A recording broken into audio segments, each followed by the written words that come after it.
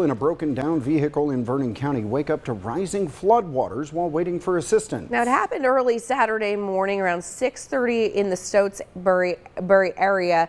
This is video and pictures from the Vernon County Swiftwater Rescue Facebook page. They say the two people did not intentionally drive into the water, but that they had broken down and fast-moving floodwaters had swept them away.